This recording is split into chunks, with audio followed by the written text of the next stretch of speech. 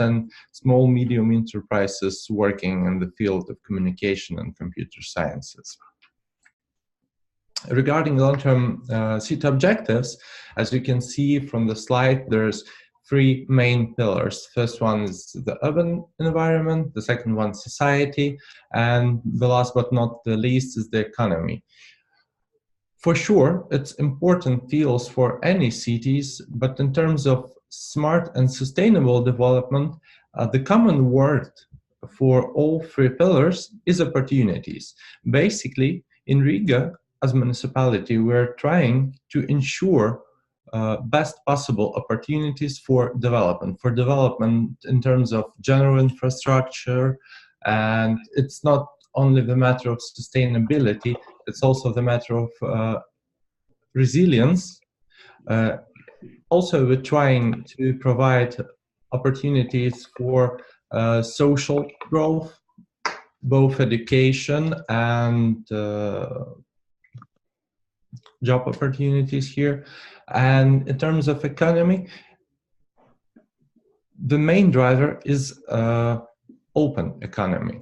So when we speak about comfortable and inclusive public transport and smart transport grid, including emission-free transport, we're also providing a support for innovative economic growth. So, about the municipal policies and actions, at the moment we have three main development strategies. It's the general strategy for the whole city, called Strategy of Riga until 2030, with development program for investments up to 2020. And this year we're started to work on a new program for investment and international project up to 2027. For the public transport, the main strategy is Air Quality Improvement Action Program, which is in line also with Transport Development Strategy by 2020, and the Sustainable Energy Action Plan for the Smart City by 2020, which is managed and implemented as well as supervised by Riga Energy Agency.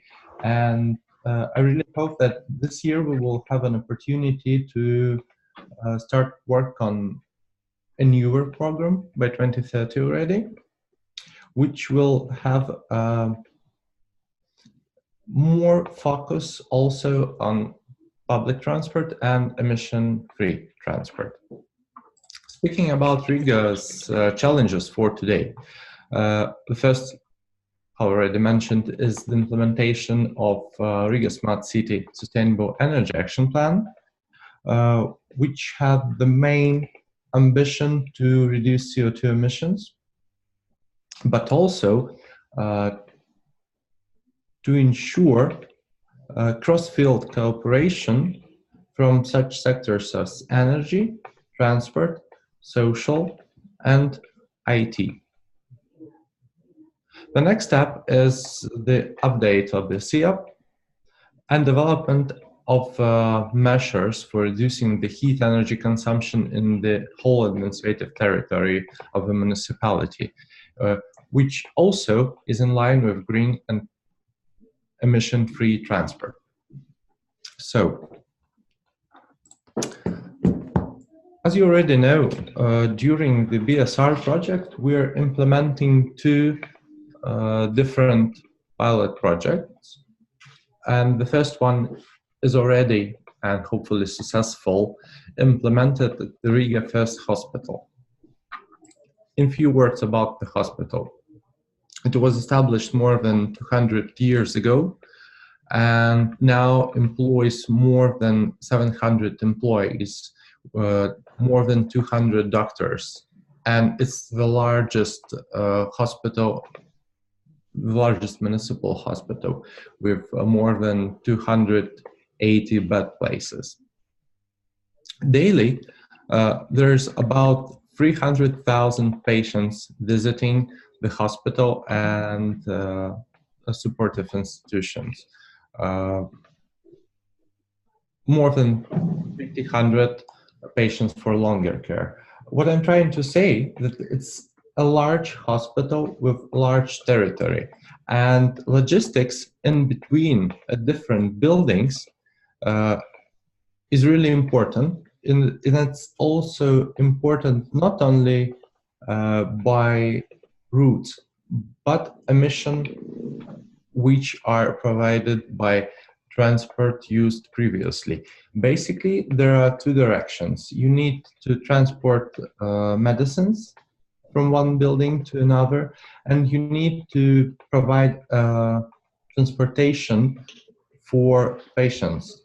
And since we're talking about the hospital, it has a social inclusion part because not all patients can move on by their own. So we're speaking also about elderly and partly disabled persons. Last year, we launched this first pilot project on the site of the hospital. In May 2018, we started a detailed investigation of the technical needs of the hospital, and we gained huge support from technical team representing the first hospital. And already in May 2018, we were able to have the first meetings with market players and site visit to the hospital, so we can see the general picture and develop implementation plan for this pilot project. So we moved on really fast, and by summer we had done the price survey for technical assistance to develop the procurement documents and identified the e-scooters models which fits the most needs of the hospital. So by end of the August 2018, we launched public procurement, and already in September announced the results of public procurement. Last year autumn, we had a press conference about e-scooters, engaging different stakeholders, both politicians and small medium enterprises, as well as medical staff from the hospital. Plus, there are two different NGOs joined our press conference. And since then, the pilot testings of those two scooters are ensured in the first Riga hospital. By this moment, we have already some lessons learned, and what I would like to mention that up today, we didn't met any technical problems. Talking about the scooters, it should be mentioned that the average distance is about 3 kilometers, and it's possible to ensure transportations for about 8 patients per day for one scooter. Basically, we have two scooters there. So it's necessary to charge once per 3 days by night time. And the maintained hospital nurses gives an order to use these scooters. Two sanitaries are in charge to use and transport the patients. Technical instructions are given for new staff members in case if he or she will be using it.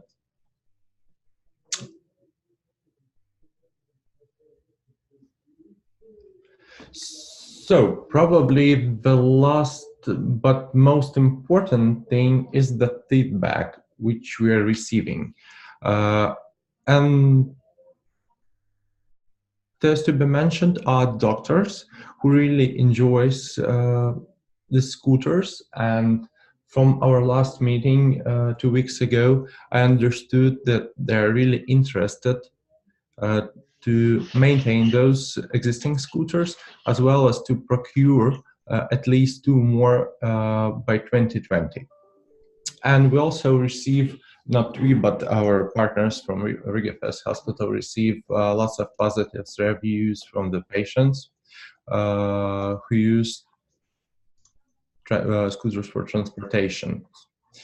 So additionally, it should be considered to use scooters for households needs in the future. I started my presentation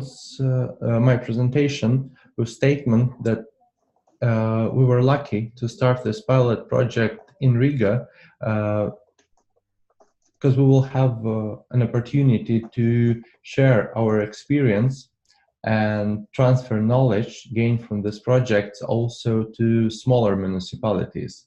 And since Riga Energy Agency is representing municipality also in different meetings organized by regional ministries, we're planning that next year we will organize also meetings, and probably during Riga Energy Days in October we'll transfer the first results of the project, which is very important for the country in general, because interest and necessity for emission-free transport is growing. And keeping this track, I really hope that in next 10 years we will be able to ensure the greenest transport grid possible. So, and those e-scooters are as an example of non-traditional use of emission-free transport is a very good example. So I have also a picture of these e-scooters. Here you can have a look.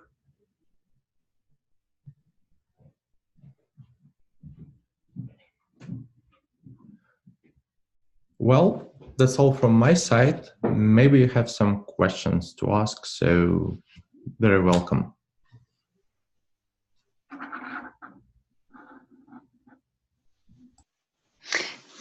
Maybe from my side, I can just add that when we were choosing the scooters for the hospital, the initial idea was to have completely different scooters. But then it was important to talk with the hospital persons, and as well to bring the market players to the hospital.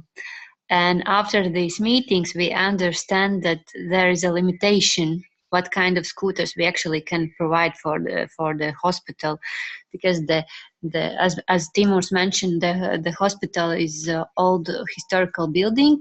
It's the narrow. Some places are very narrow. Some places are very hard to drive through. So for us, this was the optimal solution for to test the scooters. I mean, the optimal model for the scooter in this case.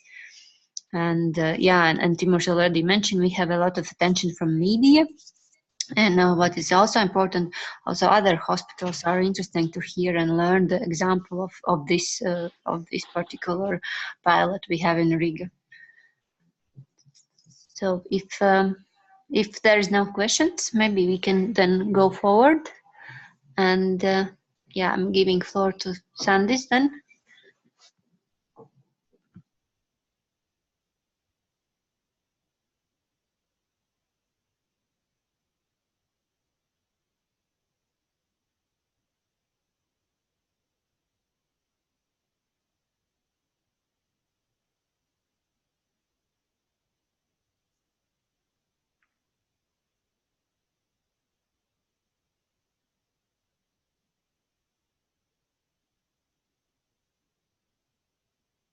Hello, everybody. So my name is Sandis, and I'm going to talk about e-scooters and some potential solution for social inclusion. I will give you some examples where e-scooters are used in Latvia. So, e-scooter, what is it?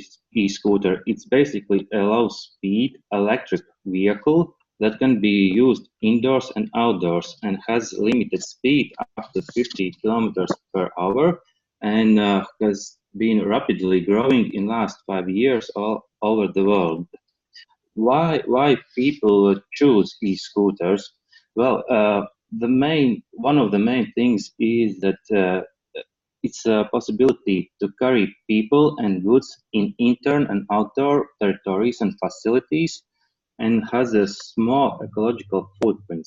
As we saw in this Timur's case, is in this hospital pilot project, that it is important that these scooters drive together with people, where people are walking around. So it is important to have them without any gases, without any big noise, without any smells that they can produce.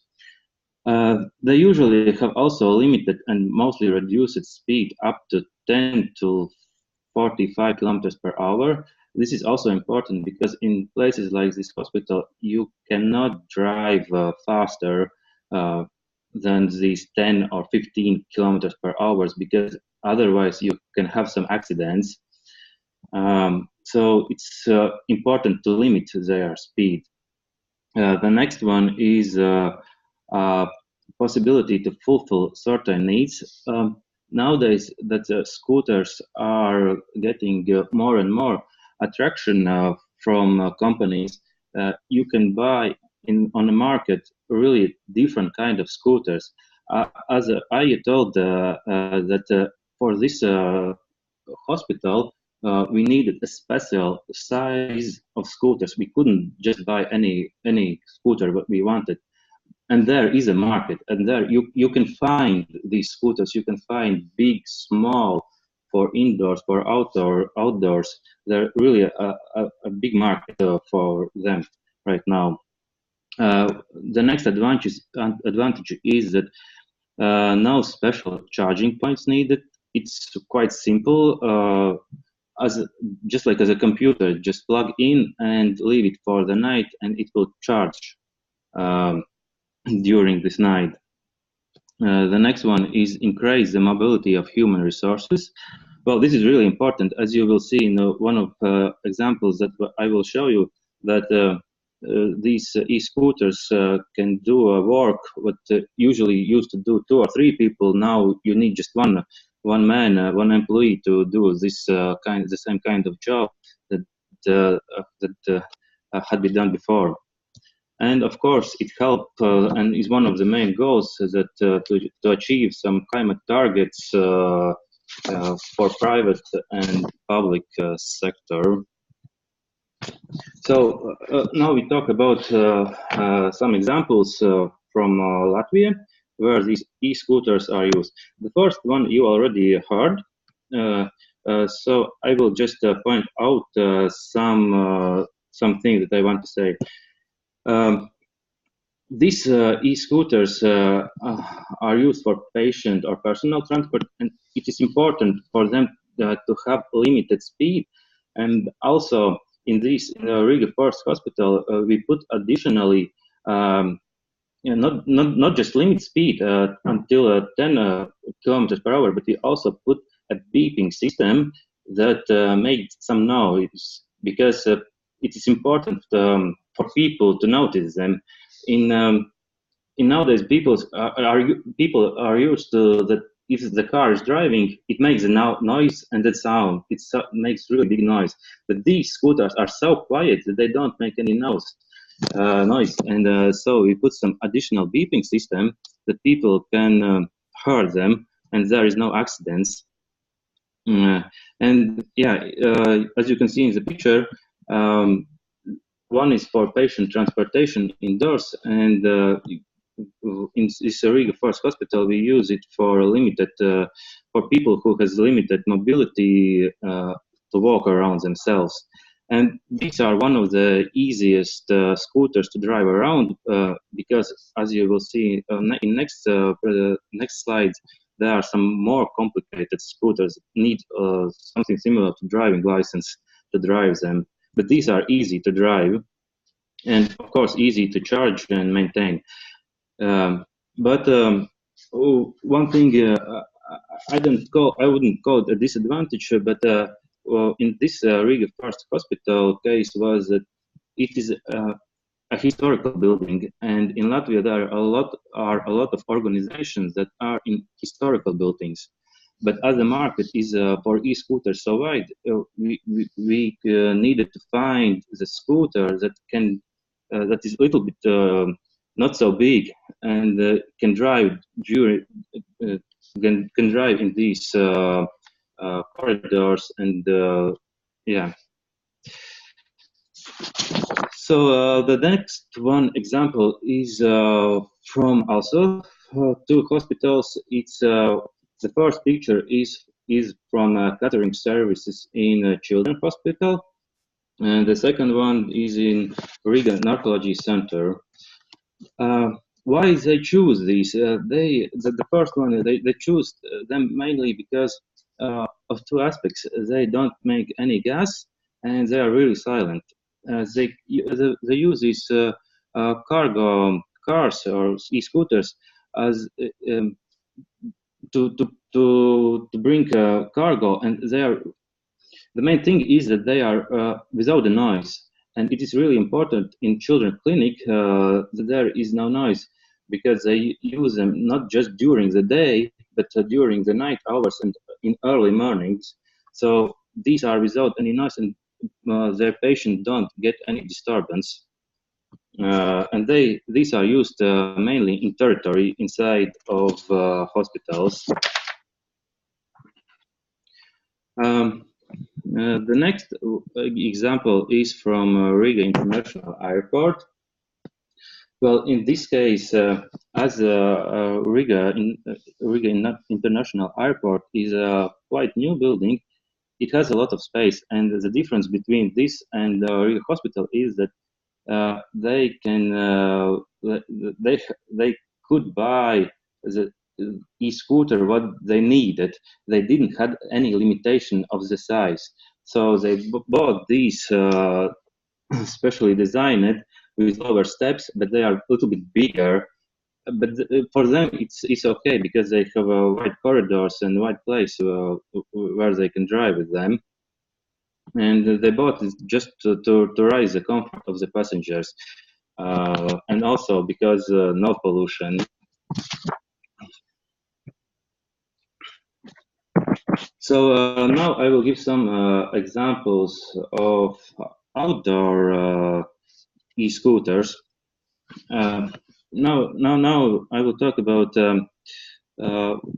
this scooter that is used in the Garden of Destiny. Basically, it's a monumental place. It's a memorial place outside the city, and a lot of people, not just active tourists, but a lot of children, a lot of elderly people and disabled people come to this monumental place. And it is important for them that they can walk, they can see around everything, but the area is so big that you need some kind of transport, and this transport is really comfortable, without noise, without smell, and so they are driving around in these kind of e-scooters. But they don't use them in winter, mainly because of two reasons. One is that the tourists or people, visitors, who don't come so much in the winter because it's a lot of snow and minus 10, 15 degrees. And the second one is, if you want to use this scooter in the winter, you need to have some additional equipment like winter tires and some heating system, and that's mean that's not so. Let's make all the things more expensive. So they use just in the summer, and the driving distance for these scooters are 60 to 80 kilometers per one charge. The same is for Castle Frondal. As you can see in the picture, it's a quite big garden. The castle looks so small, but the garden is like really big.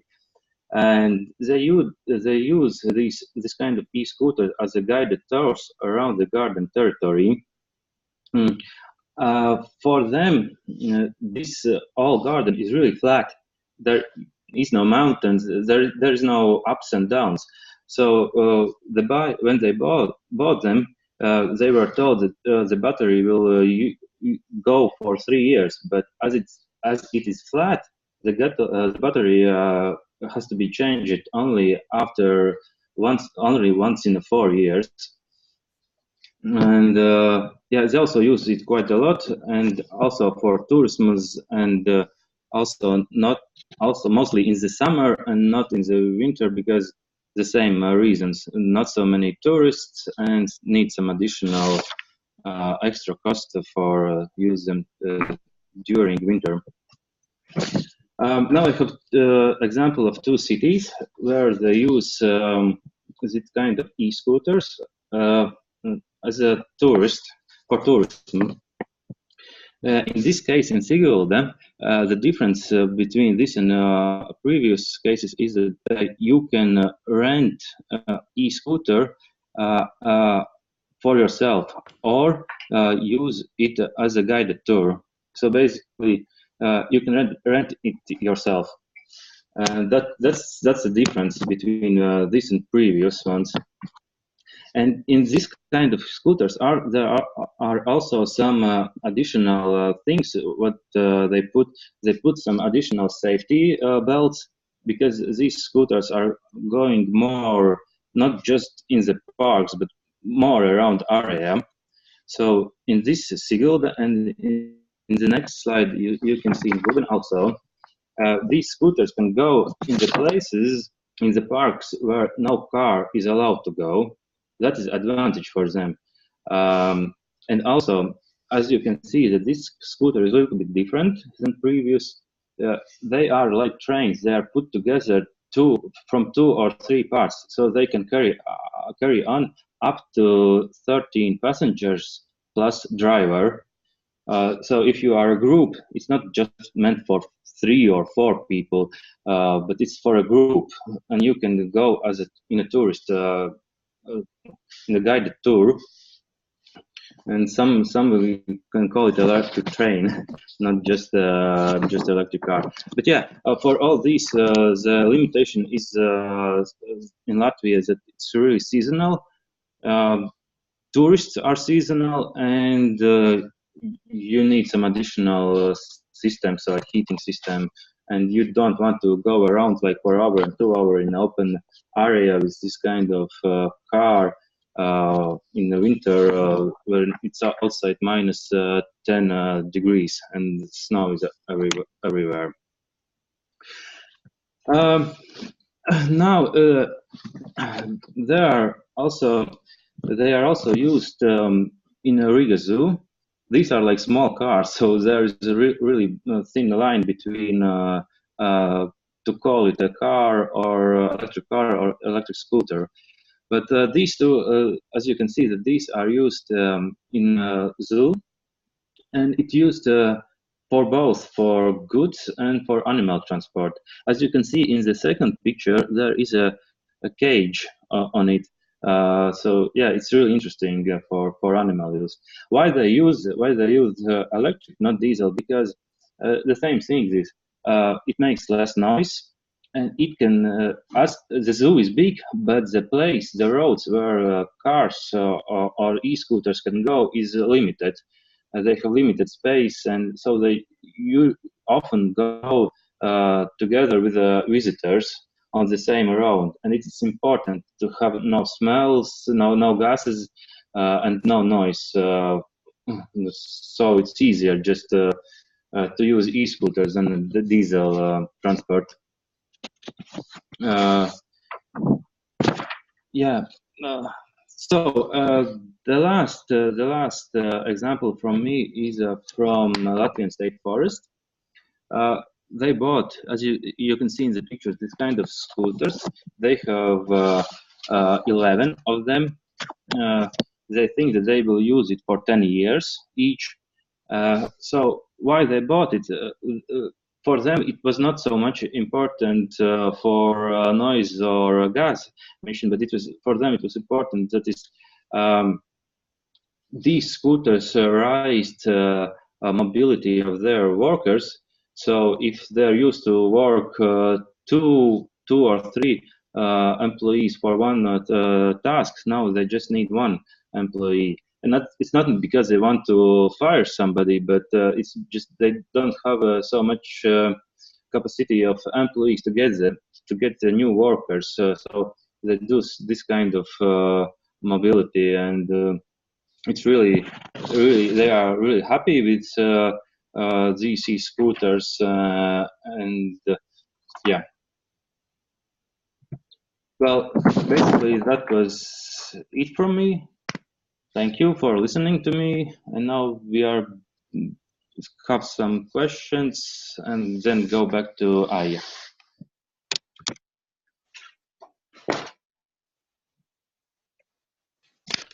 So do we have any questions from the colleagues who are around?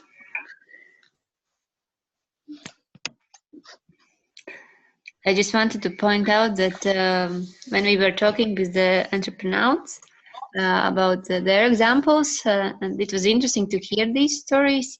Of course, there are several more, but we just choose to present, I would like to say, the most unusual one. And yeah, and it was nice to hear that the companies are quite different, but they all find a way how to use these e-scooters and how these e-scooters can help them in their daily life. And also nowadays, when we have in Latvia, we're facing a lot of these problems, not problems, but challenges to find employees. E-scooters are also a very good way how to save the time, save the energy, and one person can do more than it used to have. Yeah. So if you have no questions, then I would like to say thank you for listening us, and please listen us also next time when we will speak about other e-mobility solutions on 27th of March. Thank you.